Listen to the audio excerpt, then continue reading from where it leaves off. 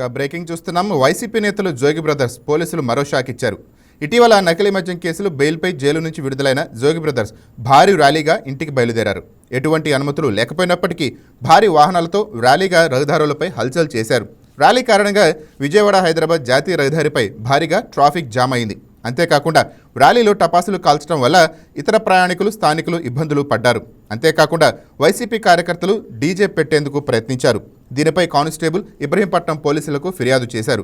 Constable ఫిర్యాదు మేరకు జోగి సోదరులపై పలు సెక్షన్ల కింద కేసు నమోదు చేసి దర్యాప్తు చేస్తున్నారు.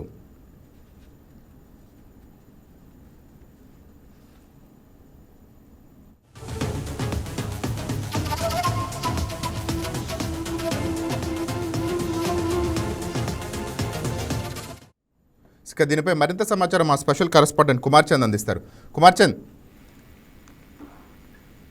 నాని నకిలీ మద్యం కేసులో మాజీ మంత్రి జోగి రమేష్ ఆయన సోదరుడు రాము గత కొంతకాలంగా 100 ట్రయల్ ఖైదీలుగా మన విషయం తెలిసిందే. అయితే వారికి బెయిల్ మంజూరు అవడంతో శుక్రవారం జైలు నుంచి విడుదలయ్యారు.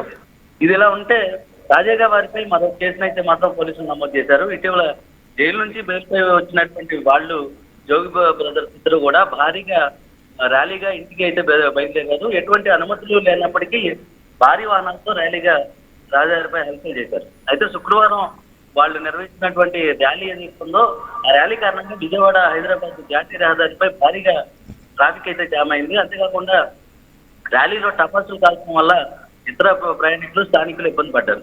ఈ నేపథ్యంలో అంతేకాకుండా వైసీపీ కార్యకర్తలు డీజే పెట్టేందుకు ప్రయత్నించిన పరిస్థితి కూడా ఉంది. అయితే వారిని నియంత్రించే ప్రయత్నం చేసినప్పటికీ సాధ్యపడలేదని పోలీసులు అయితే ఇప్పటికే తెలియజేయడం జరిగింది. అదేవిధంగా ఈ విషయం మీద కానిస్టేబుల్ ఇబ్రహీంపట్నం పోలీసులకు అయితే ఫిర్యాదు చేశారు. ఆ సమయంలో ఉన్నటువంటి కానిస్టేబుల్స్ అదేవిధంగా కానిస్టేబుల్ ఫిర్యాదు మేరకు జోగి బ్రదర్స్ పై బిఎన్ఎస్ యాక్ట్ ఏదైతే ఉందో దాని ప్రకారం 126(2), 292 Z విత్ 119(2) సెక్షన్ల కింద కేసు నమోదు అయితే చేశారు.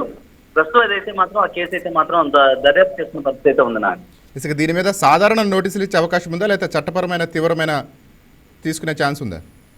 ఎస్ నాని, ఖచ్చితంగా చట్టపరంగా అయితే మాత్రం ఖచ్చితంగా కఠినమైన చర్యలే ఉంటాయి. ఎందుకంటే దీనికి ప్రధానంగా ఈ ర్యాలీకి అనుమతులు లేవు. ఆయన బెయిల్ నుంచి విడుదలైన నేపథ్యంలో ఈ ర్యాలీని అయితే మాత్రం వైసీపీ శ్రేణులు అయితే పెద్ద ఎత్తున కండక్ట్ చేసిన పరిస్థితి అయితే ఉంది.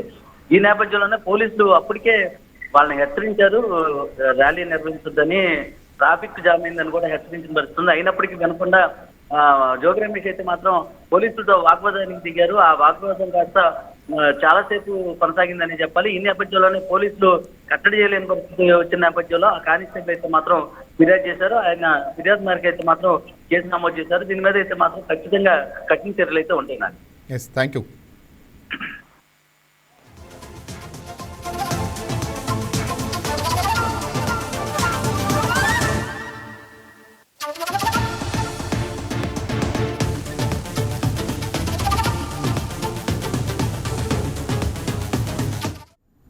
Please subscribe to YK TV Network. Please subscribe to YK TV. Please watch YK News. Don't forget to subscribe YK News channel